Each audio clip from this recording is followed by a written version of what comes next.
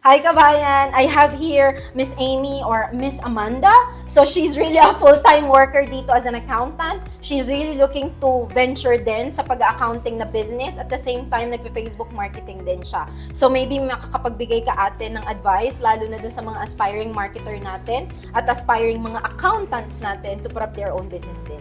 Ang gusto ko lang sabihin is I would like to thank Miss Lee for imparting whatever she has learned through her experiences. My aha moment for this one is, pwede naman pala yung aking skill set na gawin as a freelancing business. And in time, hopefully within a couple of months, makastart ako. And it's all thanks to Lee and to other members of our community.